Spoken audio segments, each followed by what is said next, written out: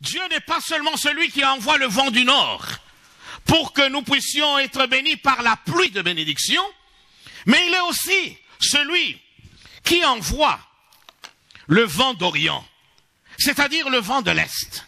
Car dans la vie, la vie ce n'est pas simplement semer et puis s'attendre à récolter. La vie c'est aussi une marche du temps vers l'éternité, oui ou non? Et dans cette marche-là, nous allons être confrontés à toutes sortes d'obstacles. Dans cette marche-là, nous aurons affaire à des montagnes difficiles à escalader, qui nous empêcheront de voir plus loin. Nous aurons affaire à toutes sortes d'obstacles. C'est à ce moment-là, alléluia, que le Seigneur envoie le vent d'Orient, le vent d'Est. Du nord, nous atterrissons à l'Est. Lisons dans Exode. Exode 14, verset 21.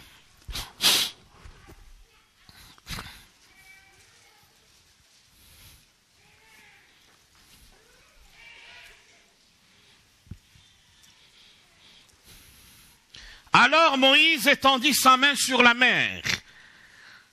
Le Seigneur refoula la mer toute la nuit par un puissant vent d'Est. Il mit la mer à sec et les eaux se fendirent. Amen. Et le résultat, c'est que ce peuple qui était empêché d'avancer par cet obstacle infranchissable humainement parlant, lorsque le Seigneur fait souffler le vent d'Est, lorsque le Seigneur intervient par le vent d'Orient, eh bien, ce qui était impossible à ces gens-là, ce qui était inimaginable, va devenir une réalité palpable et tangible.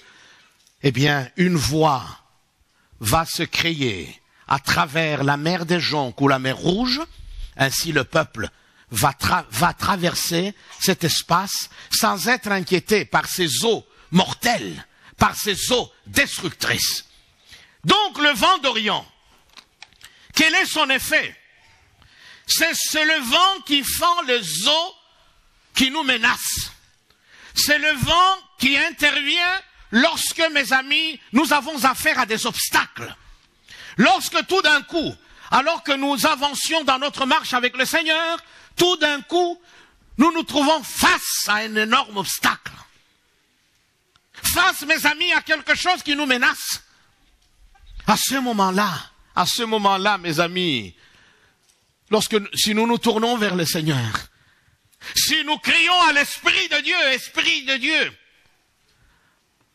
viens des quatre vents, alors le vent d'Orient se déclenche. Et ce vent d'Orient commence à souffler.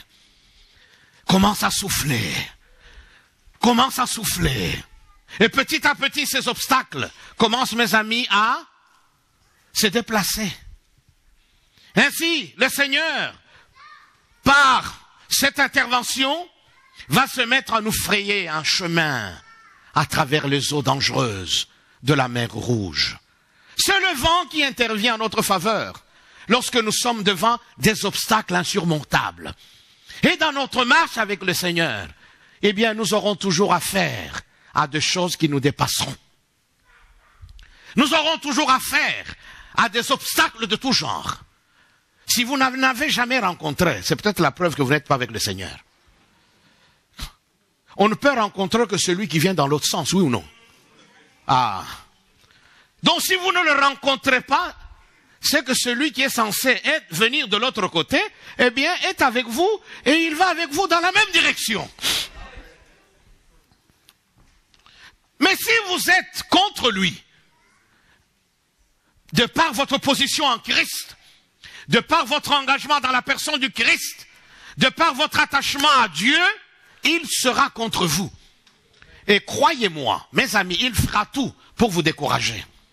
Il fera tout pour vous mettre les bâtons dans les roues, afin de vous empêcher d'avancer. Il fera tout pour vous attaquer, pour que vous n'alliez pas de l'avant, mes amis. Dieu a prévu des bénédictions pour vous, demain, après-demain, dans 5, dans 6, dans 10 ans. L'ennemi le sait. Il va tout faire pour que vous n'y arriviez pas. Et pour cela, il va dresser devant vous toutes sortes d'obstacles. Combien de gens se sont découragés dans leur marche avec Christ parce qu'ils étaient dépassés par les obstacles. Ils se sont dit, alors dans ces cas, ça sert à quoi de continuer à croire, oui ou non? Il y en a qui sont même retournés à ce qu'ils avaient vomi. Oh, quelle triste fin! Car ce n'est pas non plus en retournant dans le monde en essayant de courtiser le diable qu'il pourrait changer d'avis en disant, ah oui, bon, cette fois-ci, je vais être gentil avec toi. Non. C'est dans sa nature d'être destructeur. C'est dans sa nature de vous vouloir du mal. Il ne peut pas changer. Il ne peut pas. C'est le père du mensonge. Quand bien même il te tiendrait un discours de ce genre-là, sachez que c'est pour t'avoir simplement. Hein? Il te jette un peu la poudre aux yeux. C'est comme ça que certains qui abandonnent les seigneurs ont l'impression que maintenant tout marche mieux qu'avant. Tout baigne dans l'huile. Alors qu'en réalité, tout baigne dans le lotoko. Dans cet alcool indigène, terrible, destructeur. Quand vous baignez dans cette liqueur-là, c'est pour votre mort, hein? Oui ou non? Ça ne baigne pas dans l'huile, non. C'est faux. Ouais. Tout va bien. Oh, maintenant ça va. Depuis que je ne veux plus à l'église, je me sens bien. Je me sens libéré. Oui, ce n'est qu'une impression. L'ennemi vous laisse tranquille. Il vous laisse un peu là. Pour que vous puissiez réaliser qu'effectivement, d'après vous, vous étiez sur une mauvaise voie. Et que dans cette décision, eh bien, vous avez bien fait. Mais tout ça, c'est pour bien vous avoir. C'est comme ça qu'il y a des gens aujourd'hui, même parmi ceux qui ont prêché la parole de Dieu, il y en a qui vivent dans des péchés à peine nommables, dans toutes sortes d'immoralités, des poubelles morales incroyables. Ils se fourvoient dans des immondices. Ils ont été remorqués par le diable. Ils pensent qu'ils traînent leur vie, non, ils sont remorqués. Le diable les traîne partout jusqu'à ce qu'un jour, il les amène à la mort. Car lorsqu'ils meurent, c'est fini. La mort met un terme à toute possibilité de se réconcilier avec Dieu. C'est maintenant que vous êtes vivant que vous devez résoudre votre question par rapport à l'éternité. On a beau organiser des messes d'action de grâce, et ce qui est terrible, on organise soi-disant un culte d'action de grâce pour quelqu'un qui, là où il est, il gémit. C'est incroyable. Je peux vous assurer que si beaucoup pouvaient savoir ce qui se passe ici sur terre, hein, mais ils maudiraient beaucoup de gens, maudiraient beaucoup leur famille. En disant que vous faites, moi je suis ici,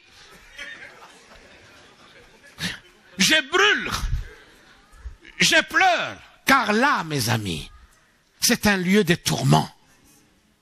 C'est même une sorte de sadisme. Quelqu'un meurt dans le péché, oh non, on a une action de grâce. Alors les gens boivent, ils dansent et tout ça. Vous voyez comment l'ennemi est. C'est le même ennemi qui sait très bien que l'autre, le défunt là où il est dans des tourments indescriptibles. Mais vous ici, vous dansez. Oh, ça fait 3 ans qu'il est parti.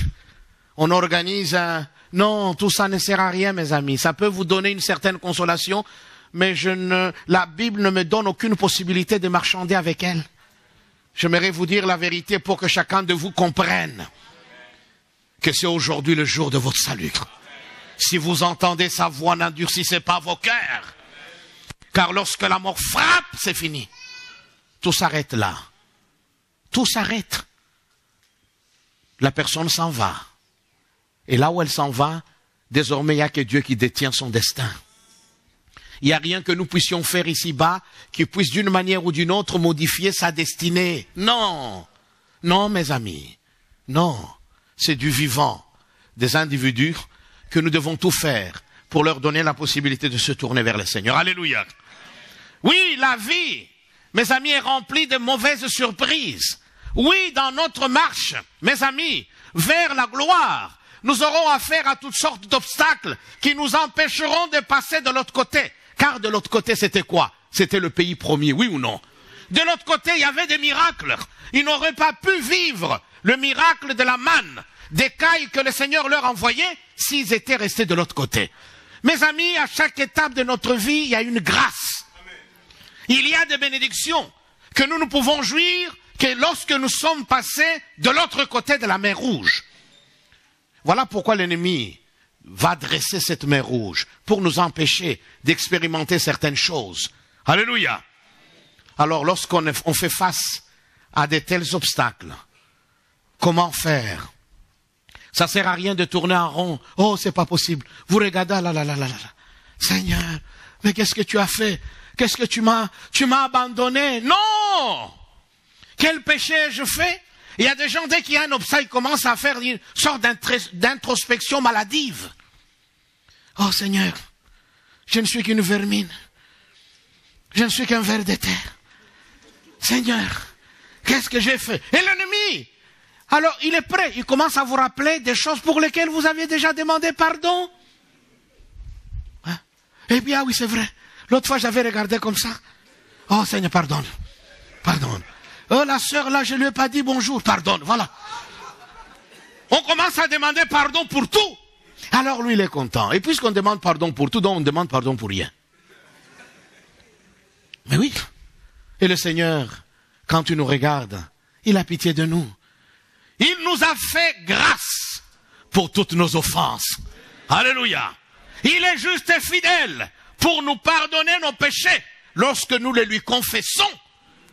Et lorsque cela est fait, son sang nous purifie de toute iniquité, de tout péché, mes amis. Il y a des choses qu'on ne comprendra jamais.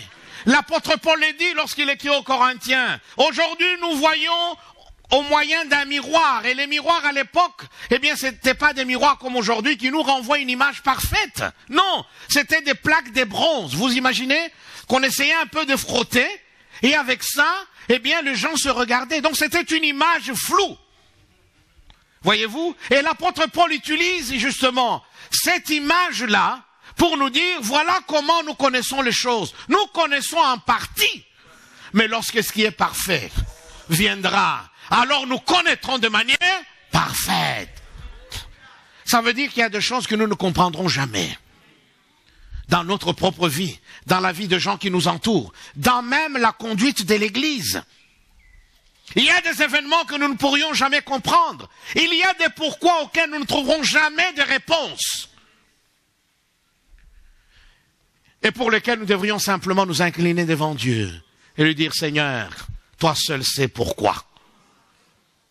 Pour ma part, eh bien, je continue à me confier en toi. Et je te prie simplement de m'aider à aller de l'avant. Alléluia. Voilà le vent d'Orient, le travail du vent d'Orient. C'est un vent qui intervient lorsque nous avons affaire à des obstacles, lorsque nous sommes empêchés d'aller de l'avant, lorsque le diable sait qu'il y a des bénédictions qui nous attendent de l'autre côté, et tout d'un coup, il met devant nous des obstacles de tout genre. Eh bien, ne paniquons pas. Arrêtons-nous. Levons les yeux vers le ciel et disons, Esprit de Dieu, souffle des quatre vents. Esprit de Dieu, viens. Viens. Et c'est ce qui s'est passé. Moïse a utilisé simplement son bâton. Sur instruction du Seigneur. Un bâton. Mes amis, il a frappé ses eaux. Eh bien, le Seigneur a fait le reste. Quelle foi. Oui ou non? Alors ne nous arrêtons pas. Continuons à avancer. Ne nous arrêtons pas.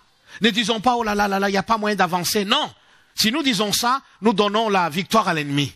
Au contraire, louons Dieu. Seigneur, tu sais pourquoi tu permets qu'il y ait cet obstacle. Je ne le comprends pas, mais une chose est sûre, c'est qu'avec toi, cet obstacle n'est rien du tout. Moi, je vais avancer. Et c'est en avançant qu'on va se rendre compte qu'à un moment, pof, l'obstacle lui-même est parti. C'est ça la marche par la foi. Car nous sommes encouragés. La Bible nous demande de marcher non pas par la vue, mais plutôt par...